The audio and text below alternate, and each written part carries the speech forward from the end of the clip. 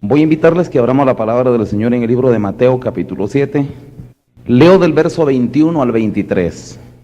Dice así la palabra de nuestro Señor. Dice: no todo el que me dice Señor, Señor, entrará en el reino de los cielos, sino el que hace la voluntad de mi Padre que está en los cielos.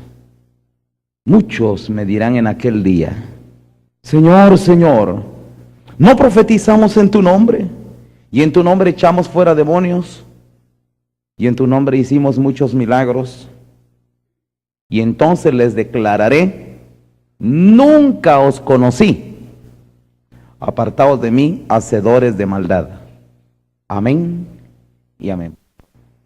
Esto que acabo de leer en esta mañana, hermanos, tiene una tremenda importancia y he estado compartiendo mucho últimamente acerca de esto. El no cumplir, hermanos, con la voluntad de Dios o el no hallar la razón, hermanos, dentro de la iglesia, el por qué estar allí, el no encontrar la sabiduría de Dios, hermanos, por el cual Dios ha dejado el evangelio, por el cual Dios dejó la palabra, por el cual, hermanos, Dios ha creado todo esto, por el cual Dios nos tiene aquí. Hermanos, es caer uno presa de una vida religiosa engañosa, hermanos, que no da nada. Y en esta mañana, hermanos, vamos a reflexionar en esto porque yo creo que tiene una gran importancia, hermanos. Y tal vez haciendo un pequeño resumen, nosotros dentro de la iglesia, hermanos, solo tenemos una misión fundamental. Usted y yo, hermanos, tenemos que adquirir una imagen que sea capaz de reconocerla el Señor. El Señor, hermanos, nos tiene que reconocer el día final. Hay mucha gente, hermanos, que es religiosa, pasa toda la vida metida en una iglesia, pero no logra conseguir la imagen que el Señor reconoce. El Señor, hermanos, solo reconoce una imagen, la suya. Por eso dice la Biblia, hermanos, y miren, me sobran pasajes para mencionarlos, pero voy a mencionar algunos cuantos. El apóstol Pablo dice, hermanos, que a los que el Señor antes llamó, también los predestinó. Los que van a ser salvos vienen escogidos desde antes de la fundación del mundo. Dice, para que fuesen hechos conformes a la imagen de su Hijo. Esa es finalidad, ese es el propósito. El Señor, hermanos, dice que nos escogió a nosotros desde antes de la fundación del mundo con una sola finalidad. Él quiere que nosotros tengamos la imagen de su Hijo, punto. Usted llega al cielo, presente la imagen de su Hijo, o usted para Dios no vale nada. Por eso la Biblia dice, hermanos, en el día muchos dirán: Señor, pero si en tu nombre echamos fuera demonios. Enhorabuena, pues hombre, hicieron una buena obra, pero no adquirieron nunca la imagen de Él. Porque no basta echar fuera demonios, no basta predicar. Hay gente que predica y no se convierte. El problema no está en tanto en que alguien predique, el problema no está tanto, hermanos, en que alguien diga: yo, hermanos, si yo ahí estuve todo el tiempo en la iglesia, yo oraba. Está bien, pero miren, hermanos, voy a explicar qué es imagen, porque en eso me he estado deteniendo en esta reflexión, es muy importante. Tal vez, hermanos, haciendo un pequeño historial espiritual, un pequeño historial de lo que ha pasado. Dice las Sagradas Escrituras que cuando Dios hizo al hombre en el huerto del Edén, lo hizo a su imagen y semejanza. Así lo hizo Dios al principio. Después de que Adán pecara, hermanos, murió, porque Dios se lo había advertido: el día que comas de ese árbol morirás. Y el hombre murió. Murió. Al morir, hermanos, Adán, la raza humana, perdió, hermanos, la imagen y la semejanza de Dios. Las dos cosas perdió. Pero he estado explicando esto porque yo creo que esto tiene, hermanos, una tremenda importancia. Acuérdense ustedes que Dios es espíritu. No estamos hablando de imagen física, no estamos hablando de rostro. No estamos hablando, hermanos, de algo material. La imagen, hermanos, en su raíz, la palabra imagen en su raíz griega quiere decir carácter. Carácter, póngale atención, carácter. ¿Qué es la imagen de Dios? Es su carácter. ¿Qué quiere decir que alguien tenga la imagen del Señor? Que tenga el carácter del Señor, que tenga su conducta. Si alguno dice que está en Él, debe de andar como Él anduvo. El que dice yo le conozco y no guarda sus mandamientos, el tal es mentiroso. Entonces, hermanos, vamos a encontrar bien clara la diferencia. Así que imagen, no pensemos en lo físico, porque vuelvo a repetir, el Señor no tiene un rostro físico, Él es espíritu. Pero imagen quiere decir carácter, y semejanza. Usted sabe que es una cosa semejante. Si decimos estos son semejantes, porque están hechos del mismo material, porque tienen la misma anatomía. Semejantes quiere decir de su misma esencia. Dios es espíritu. Y adquirir la semejanza, recuperar la semejanza, mejor dicho, quiere decir ser espirituales, volver otra vez a ser espíritu. Cuando alguien, hermanos, dentro de la iglesia, hay mucha gente, hermanos, miren, tiempo me sobraría para explicarlo con fundamentos bíblicos, porque sobran en la Biblia, hermanos, de veras. La Biblia dice que si alguno no tiene el Espíritu de Cristo, ¿qué dice? No es de él. Romanos 8. Si alguno no tiene el Espíritu de Cristo, no es de él. Recuperar la imagen, hermanos, recuperar la semejanza quiere decir ser espirituales, hermanos. Cuando una persona es carnal, entonces no hablemos de semejanza, hermanos. Hay mucha gente que se llama cristiana y pasa toda su vida metido en una iglesia y nunca, pero por ningún lado le entra lo espiritual. Nunca aprende a ser espiritual. Todo el enfoque de su vida es materialista, hermano. Miren, se enfoca a lo carnal, a lo material, piensa en comer, en divertirse, en hacer dinero, en pasear, en hacer una buena carrera en este mundo. Para todo se prepara, menos para entrar en el cielo. Si para entrar en el cielo se necesita ser espíritu. Dios es espíritu y los que le adoran en espíritu y en verdad es necesario que le adoren. El apóstol Pablo, hermanos, habló de que había una pugna entre espíritu y carne. No se pueden tener ambas manifestaciones simultáneamente. El espíritu es contra la carne y la carne es contra el espíritu.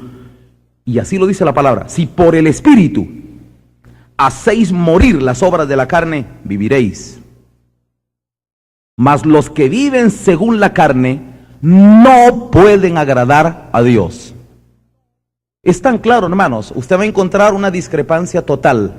No se puede tener simultáneamente, hermanos, las dos vivencias. O usted vive para la carne o vive para el espíritu, pero no puede vivir simultáneamente para ambas. El mundo está lleno de gente cristiana que sí, yo no sé ni cómo le hace, pero trata de llevar esa vida simultánea. El Señor no es así. Jesús dijo: el que conmigo no recoge, desparrama. Y o eres frío o eres caliente, pero eres tibio, te vomitaré de mi boca.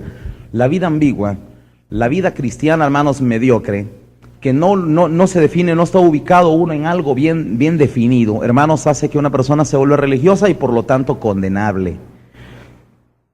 Pero quiero seguir enfocando esto, hermanos, porque no voy a hablar de semejanza en esta mañana. Quizás si el Señor nos lo permitiera, hablaría de semejanza el día miércoles.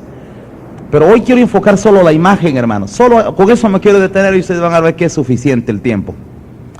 Les decía, hermanos, que imagen quiere decir carácter. En esta tierra, hermanos, por todo lo que usted debió haber vivido, toda su meta, todo su objetivo debió haber sido recuperar, hermanos, la imagen y la semejanza que el hombre perdiera. Quiero volver a repetir. Cuando Dios hizo al hombre al principio, dice, hermanos, a su imagen y semejanza los creó. Cuando el hombre pecó y el pecado de Adán, hermanos, fue transmitido a toda la raza humana, dice, el pecado entró al mundo por un hombre y por el pecado a la muerte, y la muerte pasó a todos los hombres por cuanto todos pecaron y están destituidos de la gloria de Dios. Adán, hermanos, inyectó un pecado, hermanos, que fue transmitido a toda su prole. Ustedes y yo, hermanos, aunque usted me diga a mí y yo no tengo ninguna culpa, pues así será, pero usted ha heredado un pecado, ha heredado una condenación que ya la tiene metida en la sangre. Nos guste o no nos guste, hermano, nosotros somos parte de un género caído. Un género, hermanos, que del carácter de Dios no tiene nada. Ahora le voy a contar qué pasó, hermanos, cuando Adán pecó y perdió el carácter, perdió la imagen y la semejanza de Dios. Inmediatamente después de haber perdido la imagen y la semejanza de Dios, adquirió la imagen y la semejanza del diablo. Ahora hablemos de la imagen del diablo. Siempre sigo explicando que imagen quiere decir carácter. El hombre, hermanos, se volvió un ser soberbio. Eso es parte de un carácter. ¿Es Dios soberbio? Dios es humilde, hermanos, pero el hombre por naturaleza ya es soberbio. El mundo, hermanos, está lleno de gente. Voy a tratar de describir lo que es el espíritu del diablo, hermanos, para que ustedes vean cómo el mundo absorbió todas las manifestaciones espirituales de Satán y no las de Dios. El mundo está lleno de gente violenta, mal encarada, agresiva, pleitista, pendenciera, altiva, vanagloriosa, orgullosa, prepotente, mentirosa, injusta, maliciosa. Y si podemos hacer una lista, miren hermanos, la lista aquí es horrible, larga. Y vamos a describir, hermanos, el cuadro típico del hombre mundano. ¿Y qué es el espíritu del diablo? El hombre, hermanos, Adán perdió la imagen de Dios y inmediatamente, hermanos, la imagen de Satán se posesionó de él. El hombre, hermanos, en esta vida, hermanos, es así, egoísta. Es, hermano, rencoroso, vengativo, es de instintos homicidas. Y todos esos males, hermanos, están ya metidos en la naturaleza humana. Ya es parte, hermanos, de un mal que ha viciado la naturaleza del hombre. El hombre, hermanos, fue viciado con una naturaleza degenerada. Y así lo dice la palabra de Dios. Dice, hermanos, como ellos no tomaron en cuenta a Dios, dice en el libro de Romanos, Dios los entregó a una mente reprobada para hacer cosas que no convienen. Así que por eso están llenos de toda injusticia, dice. Y ahí comienza a hacer una listona tan grande como la que yo le estoy diciendo. Está en Romanos 1 y 2. Pablo, hermanos, describe, hermanos, que la razón de que el hombre en su soberbia, hermanos, rechazó a Dios, tomó la imagen del diablo. Y el diablo, hermanos, como un ser orgulloso, prepotente, pleitista, rencoroso, vengativo, homicida. Miren, todos los males del mundo, hermanos. Eso, hermanos, es lo que encierra el cuadro típico del carácter del diablo. Ahora yo quiero que me oigan, hermanos. La palabra de Dios, cuando habla de Jesucristo, hermanos, dice así. Jesucristo, hermanos, vino a este mundo, hermanos, para traer de nuevo la imagen, hermanos, de la cual ya se había perdido modelo. En este mundo, hermanos, un hombre con el carácter de Dios ya no había. El modelo se perdió. Se perdió, hermanos, el tipo. Así que, hermanos, Dios tiene que enviar el arquetipo a este mundo. Viene Jesucristo, hermanos, y dice la palabra de Dios en el libro de Colosenses, Él es la imagen del Dios invisible. A Dios nadie le vio jamás, dice, pero el unigénito que está en el seno del Padre, Él le ha venido a dar a conocer. ¿A qué vino Jesucristo a este mundo, hermanos? Vino para traer de nuevo, hermanos, a la gente un modelo que ya se había perdido. Usted y yo, hermanos, teníamos razón. Decíamos, pero ¿y cómo debo de ser yo? ¿Cuál debe ser mi conducta? ¿Cómo debo de actuar? ¿Qué debo de ser yo? Está bien. Pensemos que usted en cierto modo tenía una justificación porque no tenía modelo. Viene Jesucristo, hermanos, y ha presentado de nuevo el modelo otra vez. Aquí viene Jesucristo a traer la imagen del Dios invisible. La imagen, hermanos, que ya se había diluido a lo largo de la historia. Ya la gente ya no tenía conceptos claros. Ahora viene Jesucristo, hermanos, y trae de nuevo la imagen del Dios invisible. Él da a conocer quién es Dios a través de su carácter. Y oiga usted las palabras de Jesucristo que salen de su boca. Decía Jesús, hermanos, aprendan de mí que soy manso y humilde de corazón y hallarán descanso para sus almas. ¿O no dijo eso Jesús? Y eso es parte de un carácter, hermanos. Jesucristo, hermanos, decían, miren, el Hijo del Hombre no vino para ser servido, sino viene para servir. Y Jesucristo, hermanos, dice que se humilló, vino para presentar como una de las formas más que medulares de su carácter, su humildad. Eso es fundamental. Si queremos enfocar, hermanos, uno de los aspectos más relevantes del carácter del diablo es la soberbia. Ese es uno de los más relevantes, la soberbia. La soberbia, hermanos, es creerse más de lo que se es. La soberbia, hermanos, es desear brillar más. Eso es lo que dicen sus raíces hebreas, soberbia. Es desear brillar más, creer que se tiene más lumbre de la que realmente se tiene. Creerse más de lo que es. Este querubín, hermanos, cuando no era diablo todavía, era un lucero. La Biblia le llama lucero de la mañana, así le llamaba a este querubín. Pero este se creyó ser el sol y se quiso poner a la par del sol. El sol es Dios. Pero este querubín, hermanos, se quiso equiparar. Yo soy igual que Dios y me voy a poner mi trono junto al de Dios y seré semejante al Altísimo. Oiga, buscó la semejanza con el Altísimo, pero en su soberbia. Y hermanos, ¿y qué pasó con este querubín? Reventó, tronó y cayó a las prisiones de oscuridad para convertirse en el ser más despreciable, más aterrador que pueda haber engendrado, hermanos, el universo. Así que, hermanos, el diablo, hermanos, es el resultado de su propia soberbia. La soberbia, hermanos, es el aspecto más relevante del carácter del diablo, así como la humildad es uno de los aspectos más relevantes de Dios. Nuestro Dios, siendo tan grande, hermanos, siendo el creador del universo, siendo el Dios más excelso y supremo que puede haber en todo el universo, hermanos, Él, hermanos, decidió convertirse humildemente en un hombre. Y vino a este mundo, hermanos, no a buscar un palacete, no vino a buscar, hermanos, aquí cosas pomposas. Vino a buscar un pesebre para nacer de la manera más humilde, lo que los hombres jamás harían, porque les falta valor para hacerlo. Pero Dios, hermanos, envió a su Hijo, hermanos, a nacer en un pesebre, de la manera más humilde y más sencilla que pueda haber.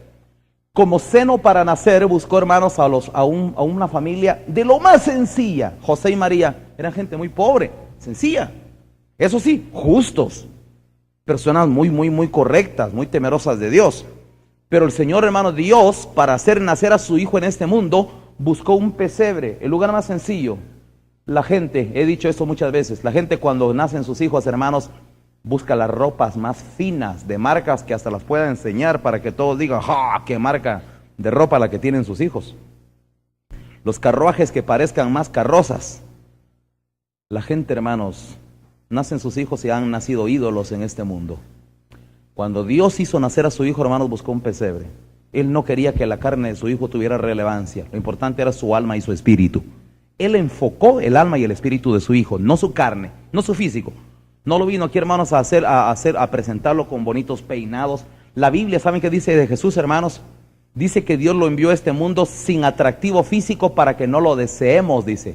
Jesucristo era feo, según lo enseñan las Escrituras, porque Él no venía para despertar atractivo a las mujeres.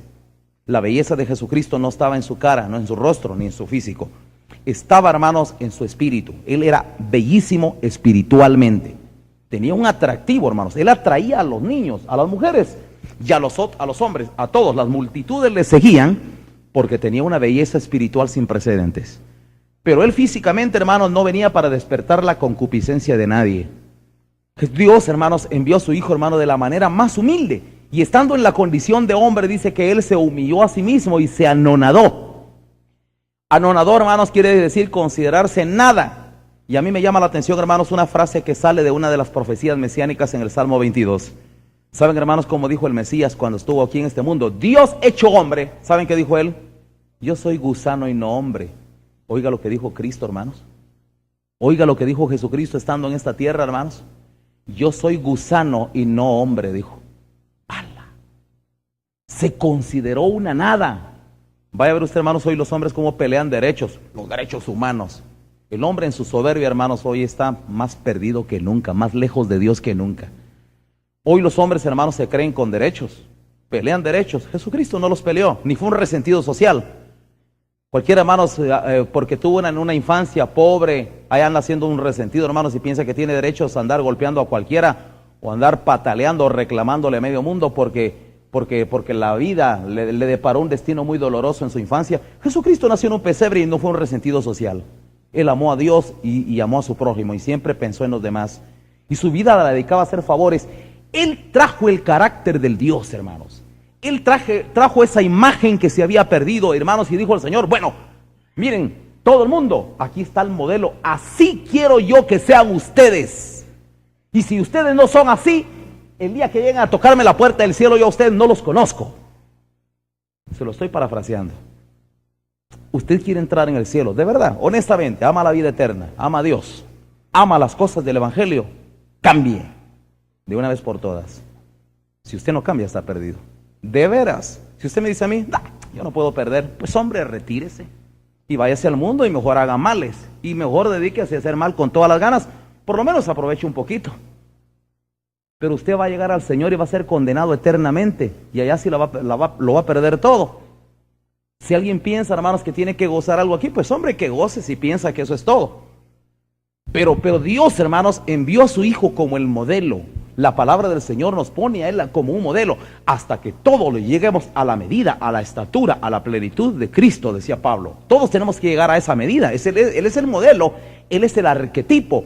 Antes, hermano, no teníamos un modelo, ahora lo tenemos. Hay que recuperar la imagen del Señor. Y sin esa imagen, hermanos, usted y yo no seremos reconocidos por Dios nunca. La palabra del Señor, esa expresión que acabo de leer ahorita, ahí, hermanos, nunca os conocí. Me llama la atención que Jesucristo la repite en varias parábolas y usted lo puede leer. Lea los evangelios y se va a dar cuenta que en muchas parábolas el Señor habla de un siervo al cual el Señor le dio un talento. También habla de las vírgenes insensatas que dice que llegan, Señor, ábrenos. Pero estas nunca se propusieron realmente, hermanos, hacer lo que Dios quería. Y el Señor dice, apártense, no les conozco. Nunca les conocí, no te conozco. No sé quién eres. Esa expresión la utiliza mucho en los evangelios y Jesucristo usa mucho esa expresión, no te conozco, no sé quién eres. Y es interesante, hermanos, por qué Dios utiliza esa expresión, no te conozco. Y usted me dirá a mí, bueno, y no, Dios todo lo sabe. Es que lo correcto, digamos, la explicación más atinada, más correcta es esta, no te reconozco.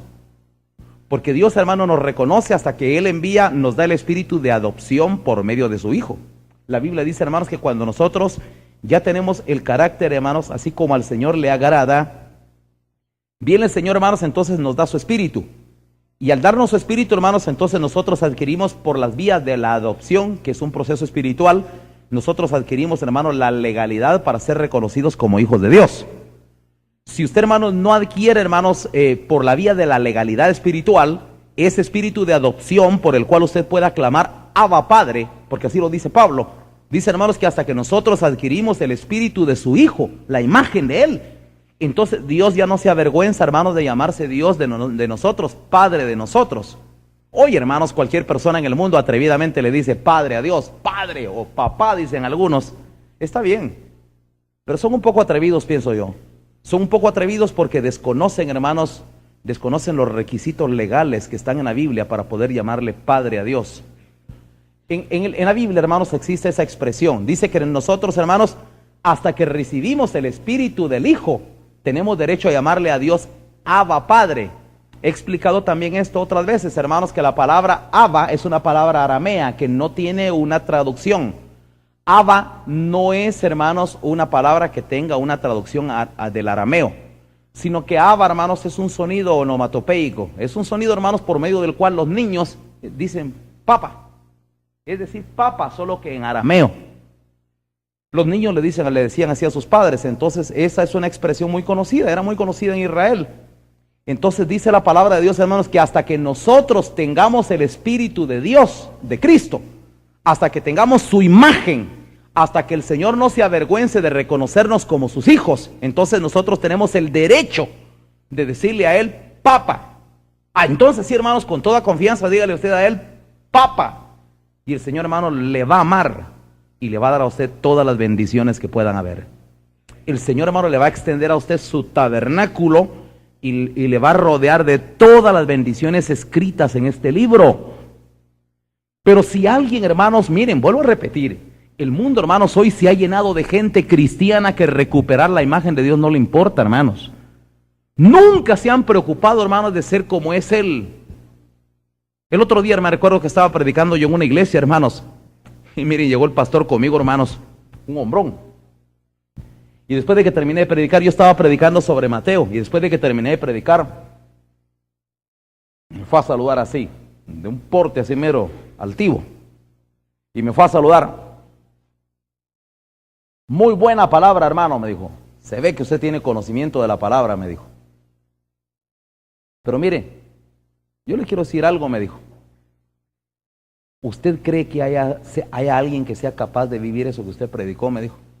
Porque él me confesó que él dijo, mire, yo no creo que sea capaz de hacer eso que usted dijo ahí, me dijo. Oiga lo que me dijo el pastor de una iglesia, hermanos. ¿Y saben qué fue lo que prediqué?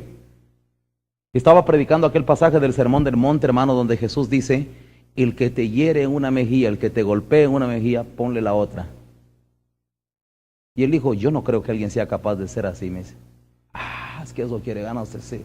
Siento que es, mire, si uno dejara eso, cualquiera se monta en uno, me dice. Mire, le dije, si Jesucristo enseñó eso es porque se puede, le dije, no porque no se pueda. Todo lo que está en la Biblia es perfectamente comprensible y se puede vivir porque el Señor lo dijo, no es injusto el Señor. Imagínense, hermanos, y el Señor dice, y el que te quiera obligar a ti a llevar la carga a una mía, ¿qué dijo el Señor? Cárgasela a dos. O tan herido te vas a sentir. tan degradado, tan humillado, que el otro se esté aprovechando. Miren, hermanos, cuando nosotros aprendemos a ser sencillos y mansos, y aparentemente como que nos estuviéramos dejando que cualquiera haga con nosotros lo que quiera, la justicia de Dios comienza a operar encima de nosotros. Y no somos nosotros, sino que es Dios, hermanos, el que comienza a actuar en relación a los demás, no yo. Dice la palabra de Dios: nunca digas en tu corazón, yo me vengaré. Mía es la venganza, yo soy el que doy el pago, dice el Señor. Supóngase, hermanos, que alguien, hermanos, sea tan niño, tan sencillo, y que humildemente, hermanos, parezca como que se está dejando que los demás se aprovechen de él. No se va a aprovechar nadie de él. Le voy a decir algo. Supóngase, hermanos, que alguien viene a usted y le da una bofetada a usted en una mejilla. Y usted viene, hermanos, y en humildad usted viene, y usted, hermanos, pues tampoco, no quiere decir que se ponga así y que le diga, aquí está la otra. Pero usted sencillamente no va a hacer nada. Alguien le va a golpear a usted en una mejilla y usted sencillamente no va a tomar, no va a reaccionar como para vengarse. Usted simplemente se ha dejado. Supóngase que la otra persona viene y dice, bueno, ya que este se dejó, aquí va la segunda. Y viene a dejar la segunda. Esa segunda le aseguro que ya no le llega a su rostro. Esa mano se la va a detener alguien en el aire. Y no solo le va a dar una, lo va a destruir. Porque quien va a actuar en ese momento es Dios. ¿Ya me entendieron cómo es la justicia de Dios, hermanos? Pruébelo, pruébelo, y yo se lo puedo demostrar con ejemplos, con testimonios. Muchos, hermanos, muchos testimonios. Solo les voy a contar uno. Una persona me llamó un día, hermanos, aquí para amenazarme de muerte. Le puedo contar no uno, le digo muchos. Pero como no ese es el objeto, yo no voy a predicar de eso. Un día por una persona, hermanos, así, y solo porque su esposa venía a la iglesia y él pensaba como que aquí se le estaba obligando, y también me llamó para amenazarme de muerte. El asunto, hermanos, es que yo le colgué. Estaba diciendo improperio y le colgué el teléfono. ¿Cómo eso no nos importa? Nosotros sabemos quién está con nosotros. Lo tremendo, hermanos, es que, y era una persona de influencias, lo tremendo, hermanos, fue que en esa misma semana, yo me asusté al ver el periódico, hermanos, porque amaneció, lo mataron y lo torturaron. Yo no pedí eso. Yo no le voy a pedir jamás algo así a Dios, no me voy a vengar. El Señor sí sabe hacer eso, téngalo seguro. Él sí lo sabe hacer, yo no lo voy a pedir, Él lo hace. Cuando Jesucristo, hermanos, estaba siendo llevado a la cruz, oigan qué belleza esto, hermanos. Oiga el ejemplo, es que el ejemplo lo tenemos en el maestro, en el modelo. Cuando Jesucristo, hermanos, estaba aquella gente, hermanos, que el Señor le había hecho favores, que le había sanado a sus enfermos, que les había hecho tantos bienes, ¡crucifícale! Oigan, qué injusto eso, hermanos. Gente a la cual el Señor le había hecho tantos favores, ahora gritando, crucifícale, para que el Señor muriera. Y cuando Jesús, hermanos, iba a la cruz, dice que enmudecido no abrió su boca delante de los que le mataban. Es más, vino él y le dijo, Padre, perdónales, ellos no saben lo que hacen. Jesucristo se dio cuenta, hermanos, que eran marionetas del diablo y que era el diablo quien nos manipulaba sin la voluntad de ellos. Entonces vino Jesús, hermanos, y dijo, Padre, perdónalos, no saben lo que hacen. Y fue a la cruz y lo mataron y el Señor pidió por ellos. Ahora una pregunta, el Señor los perdonó, pero Dios, hermanos, no. Dios actuó en justicia, hermanos, y juzgó a Jerusalén. 70 años más tarde, hermanos, Jerusalén estaba siendo, hermanos, devastada por los romanos. Dios, Jesucristo pidió perdón, él no actuó, él en su corazón no tuvo aire de venganza, pero Dios sí, porque dice el Señor, mía es la venganza, yo daré el pago, dice el Señor. Dios es justo, hermanos, y en la justicia, hermanos, eso no se podía quedar impune. ¿Saben qué dijeron los judíos, hermanos? Su sangre sea sobre nosotros y sobre nuestros hijos. Qué palabras, hermanos. Vaya que los judíos, hermanos, a lo largo de la historia se han tenido que tragar el peso de esas palabras. Esos holocaustos, hermanos, toda esa persecución que la historia, hermanos, ha bañado en sangre al pueblo judío. No crean ustedes, hermanos, que viene del aire. Eso no viene del aire. Usted y yo, hermanos, tenemos un Dios que sí sabe juzgar y que sí sabe actuar en justicia, hermanos, y que sí sabe darle a cada quien lo que tiene merecido. Pero usted y yo, hermanos, no pedimos esas venganzas, yo no las pido. Pero le aseguro, hermanos, que si usted es lo suficientemente humilde como para seguir el ejemplo de Jesucristo, y usted, hermanos, pone una mejilla, y usted en su humildad no guarda ni odio ni rencor en su corazón, y usted, hermanos, acepta Mire, nadie le va a dar la segunda, eso se lo aseguro. Si usted por obedecer el evangelio lo está haciendo, nadie le va a dar la segunda, porque en la segunda es Dios quien va a actuar, pero en contra de sus escarnecedores, en contra de sus enemigos. Dios va a actuar en contra de ellos, eso es seguro, eso es la justicia de Dios. Pero la pregunta, hermanos, es esta: ¿usted cree que la gente cristiana es hoy así? No, hermanos. El mundo está llena de gente, hermanos, vengativa. Yo he sabido, hermanos, de pastores. Aquí en el Cerrito del Carmen, hermanos, un día un par de pastores se iban a rifar una iglesia con pistola en mano. Y a mí me lo dijo a la persona que les paró la mano el día que lo iban a hacer. Por eso es que tengo testimonio y tengo boca para decirlo. El testigo que fue el que les paró la mano me lo contó a mí. Y como ese testimonio le puedo contar un montón, docenas y cientos, hermanos, de litigios que dan vergüenza dentro de la misma gente cristiana. La pregunta, hermanos, es: ¿quién hoy como cristiano se está esforzando, hermanos, en esta vida por recuperar la imagen perdida de Dios? El hombre perdió la imagen de Dios, perdió el carácter de Dios. ¿Y quién en esta vida, hermanos, está queriendo recuperar otra vez la imagen de Dios? ¿Quién quiere volver a ser humilde? ¿Quién quiere servir? Ahora, yo quiero que me oigan, hermanos, porque voy a explicar varias cosas que son importantes respecto a esto. Nosotros, hermanos, dentro de la iglesia, venimos, hermanos, para que por medio de la palabra y el conocimiento de las Escrituras, obtener, hermanos, la forma exacta, la forma verdadera, la forma atinada. Queremos el modelo verdadero. Jesucristo dijo lo siguiente: escudriñad las Escrituras, porque a vosotros os parece que en ellas está la vida eterna, y ellas son las que dan testimonio de mí. Oigan lo que dijo Jesucristo, hermanos. ¿Ustedes quieren la imagen de Dios? Bueno, escudriñen las Escrituras, porque ahí está todos los trazos. La imagen mía la van a adquirir ustedes en las Escrituras. No dijo Jesucristo, pues con verme aquí basta, porque Él estaba hablando físicamente con la gente. No, ustedes quieren la imagen mía, escudriñan las Escrituras, porque ahí está todos los trazos, ahí pueden seguir ustedes, pueden encontrar la imagen. Tal vez el ejemplo sea burdo, pero es como aquellas cositas, hermanos, en las Escrituras nosotros encontramos una imagen inequívoca. Es como cuando a los niños, hermanos, se les está enseñando a hacer trazos, a buscar inteligentemente figuras, y hay algunos libros que presentan así puntitos, secuencias de puntitos numerados, para que el niño venga y haga una línea para acá, otra para acá, y el niño está emocionado porque no sabe qué figura le va a salir ahí. Y después, cuando sigue paso a paso los trazos de las secuencias que tiene que trazar, viene y encuentra una figura y está feliz y está contento porque le salió un dibujo. Las Sagradas Escrituras, hermanos, nos da una secuencia muy inteligente, y nosotros podemos encontrar perfectamente la imagen del Dios invisible en el testimonio de Jesucristo. Y si alguien, hermanos, de veras está interesado en adquirir la imagen del Señor, pues hombre, ahí tiene las Escrituras, son clarísimas, nadie se pierde ahí. Usted va a encontrar, hermanos, ahí el carácter de Dios perfecto, hermanos, en su justicia, en su mansedumbre, en su espíritu sufriente. El otro día también explicaba, hermanos, qué quiere decir sufrir, y explicaba, hermanos, que muy poca gente sufre.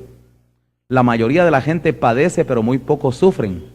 Porque ¿saben ustedes qué es sufrir? Sufrir es padecer con la boca callada, pero el que anda gritando, el que se queja, el que anda, ya no sufre, sino que padece. Por eso les digo, hermanos, que Cristo vino para sufrir. Él es el siervo sufriente, porque Él, hermanos, nunca se quejó, nunca andaba haciendo gran bulla. Hay personas, hermanos, que un dolorcito y la gran bulla que hace para que todo el mundo los cuchuchee. Hay gente, hermanos, que un pequeño sufrimiento, un pequeño dolor en esta vida, mire, ¿quién les aguanta, hermanos? Lloran, pero como que si estuvieran recibiendo lo peor. Hay gente muy llorona. El mundo está lleno de gente llorona, hermanos, que un pequeño dolor, una pequeña adversidad, una pequeña vicisitud, hermanos, y miren, lo vuelven un martirio, y lo vuelven el martirio de Cristo. Y se quejan y lloran y miren, hacen, pero como que si nadie en esta vida ha sufrido tanto como ellos. Y hay gente así, hermanos. Y alguien que es así, hermanos, ya no sufre, sino padece. Por eso le digo, adquirir la imagen de Dios, aquí está en la Biblia, hermanos. Encontremos la imagen del Señor. Usted y yo tenemos que aprender a sufrir. Pablo dice, si sufrimos con Él, también reinaremos con Él. Si morimos con Él, también viviremos con Él. Hay que saber morir, hay que saber sufrir. Todo eso hay que aprenderlo. Hay que aprender a ser humilde, hay que aprender a servir a los demás. La Biblia dice, el que quiera ser mayor en el reino de los cielos, sirva a los demás, dice. Fíjense, hermanos, que todo eso es parte de un carácter. Hay que aprender a amar. El mundo está lleno de gente egoísta que solo es un asadón, solo piensa para adentro, yo. ¿Quién piensa en la felicidad de los demás? ¿Quién piensa en echarle una mano a los demás? ¿Quién piensa que los demás tienen problemas? ¿Quién piensa que los demás necesitan de mi ayuda? ¿Quién está pensando, hermanos, que los demás pueden estar requiriendo de mis servicios o de mi atención o de mi cuidado o de una palabra mía? ¿Quién piensa en eso? Pues Jesucristo sí vino a eso, hermanos, y nos dio el ejemplo. Y dijo que si alguien, hermanos, ama a Dios, que haga esto con la vida de su prójimo.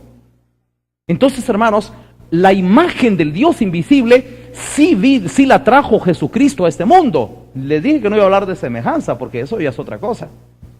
Que hay que adquirir la imagen y semejanza del Señor. Pero la imagen de Jesucristo, hermanos, que quiere decir su carácter, muy poca gente, hermanos, la gente se sabe la Biblia. Yo he conocido gente, hermanos, muy letrada y se sabe la Biblia de pasta a pasta, si usted quiere. Pero de recuperar el carácter del Señor no tiene nada. El otro día yo recibí la llamada de teléfono de una señora, hija de un prominente teólogo. Mire, hermanos, es sorprendente, yo no le voy a mencionar el nombre, pero no le voy a mentir tampoco. Así como usted lo oye, de un prominente teólogo, yo recibí la llamada de su esposa. Mire, hermanos, esa mujer rogándome que yo fuese, que la visitara, que llegase a su casa porque tenía problemas familiares. Oiga, ¿eso usted? Y le voy a contar algo. Este prominente teólogo era consejero matrimonial. Y la señora insistió y yo no quería ir. Yo dije, no, yo sé quién es. No quise ir. Y miren, hermanos, me insistió, no les miento, me llamó esta señora como 4 o 5 veces. Miré que su necesidad era grande, entonces decidí ir. Yo dije, bueno, es Dios quien quiere que yo haga esta visita, y llegué a su casa. Y cuando yo oí las cosas injustas, hermanos, y groseras que este hombre hacía, miren, hermanos, esas fueron una de las cosas que me ayudó a decepcionarme más de la religión. La gente, hermanos, religiosa, hermanos, es espuma, es apariencia, es show, pero esencia no tiene nada. La vivencia real del Evangelio, los cambios que Dios está esperando, no existen allí. Hay mucha gente, hermanos, miren, el mundo está lleno de gente que se ha llenado de mucha fanfarronería religiosa, pero concretamente no tiene nada. Nuestra estancia en la iglesia, hermanos, es porque yo debo de recuperar el carácter del Señor. Tengo que aprender a ser manso y humilde, no de palabras. Y eso no lo voy a decir yo. Si yo soy humilde, usted mejor que nadie lo sabrá. Yo no voy a decirle a usted, miren, yo soy humilde. Obsérveme, vea mi conducta y usted sabrá si lo soy o no. Yo no le voy a decir a usted, yo soy justo o injusto. Usted vea cómo soy yo, vea cómo actúo yo en relación a la vida en mi casa. Juzgue usted mi casa, juzgue mi vida ante los demás, juzgue mi conducta. Y usted y yo, hermanos, somos nuestros propios jueces aquí en esta tierra, porque Pablo mismo lo dijo. Dice Pablo, hermanos, que nadie piense de mí, sino lo que en mí ve u oye de mí. Así dijo Pablo, como que dice, yo no voy a decir nada de mí mismo. Ustedes fórmense el criterio de quién soy yo, por lo que ustedes ven en mí o por lo que oyen que se comenta de mí. Ahí está la ley.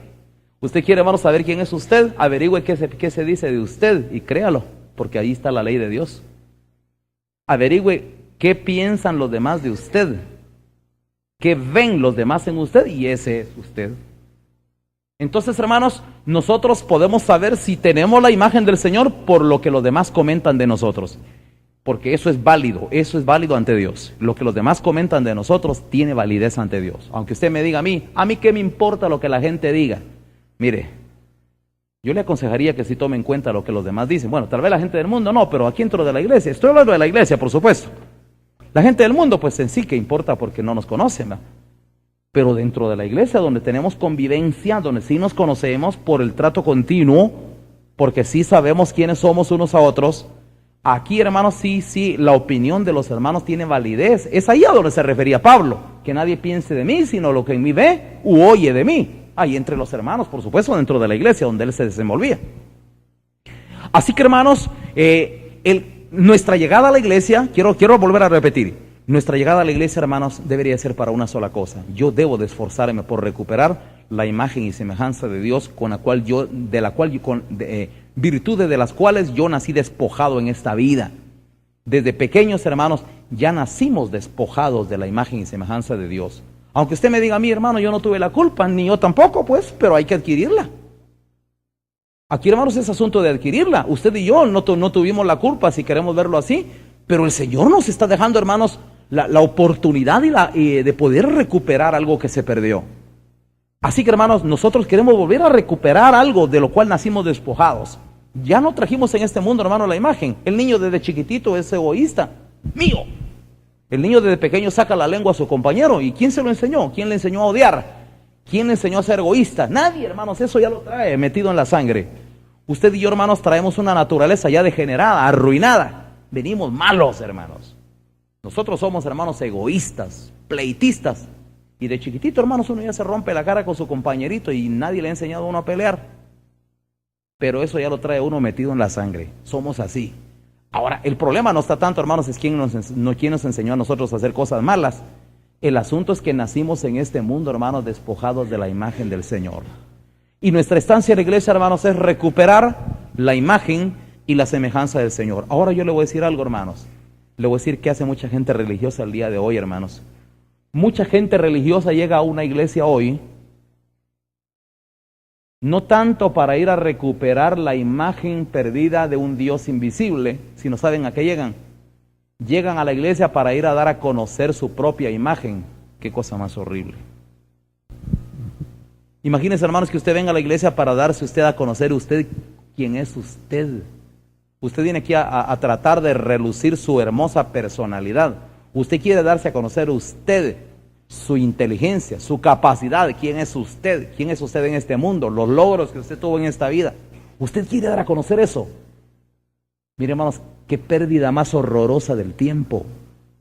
Usted va con su cara, con lo que usted es aquí en esta vida, preséntese al Señor y usted ya sabe para dónde va. Usted va a pasar de largo. Pero si usted quiere llegar al Señor, olvídese de quién es usted. Muera.